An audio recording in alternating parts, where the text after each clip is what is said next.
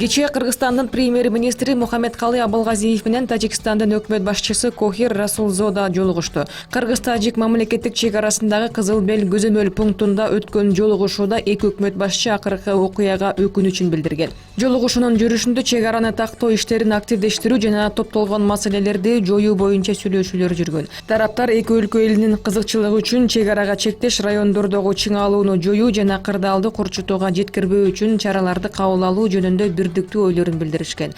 Ошондой эле эки өкмөт башчы чек ара боюнча буга чейинки келишимдерди аткарууну жана жергиликтүү тургундар арасында түшүндүрүү иштерин жүргүзүүнү макулдашкан.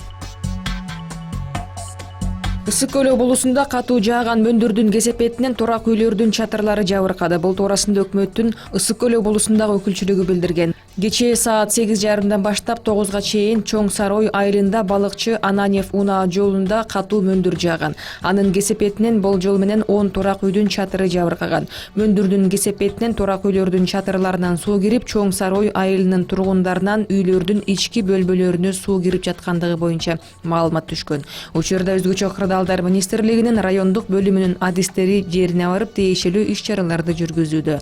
Буга чейин райондун Чоң Сарой жана Өрнөк айылдарында кар жаагандыгы маалымдалган. Бишкек шаарында алданчылыкка шектүү аял кармалды. Бул туурасында шаардык милиция билдирди. Шектүү Кумтур компаниясына айдоочулук кызматтан орун таап берем деп жарандан 100 000 сом акча алып качып кеткен. Бул факты кылмыштардын жана жоруктардын бирдиктүү реестерине каттоого алынган. Аталган окуяга шектүүделген 65-жылы туулган аял кармалды. Буга чейин ал бир канча жолу соттолгон. Шектүү Бишкектеги убактылуу кармоо жайына киргизилди. Билим берүү жана илим министри Каныбек Исаков Бишкек шаарынын Ленин районундагы номер 22 атайын мектебинен кабар алды.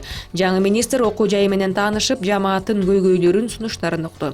Маселени чечүү жолдорун карап, жардам берилери айтылды. Мындан сырткары эскилиги жеткен мектептин ордуна жаңы имарат куруу үчүн эл аралык донорлор менен дагы сүйлөшүүлөр жүргүзүлөрүн, техникалык каражаттар жана окуу китептери менен камсыздалаарын кошумчалады. Атайын мектеп 1928-жылы курулган. Мүмкүнчүлүгү чектелген балдарга 9-класска чейин билим берилет.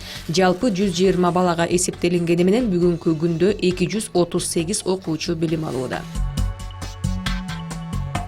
Кыргызстандын оор атлетика боюнча курама командасы Таиландда өтө турган дүйнө чемпионатына катыша тургандыгын Жаштар иши, дене тарбия жана спорт агенттиги билдирди. Мелдеш Паттайя шаарында башталган ага өлкө атынан Изат Артыков менен Бакдөөлөт Расулбеков катышып, спортчуларды машыктыруучулар Камбар Токтоналиев менен Өмүржан Молдодосов коштоп кеткен. Оор атлетчилерди дүйнө чемпионатына жиберүү үчүн Олимпиадалык спорт боюнча дирекция 742 000 сом бөлгөн.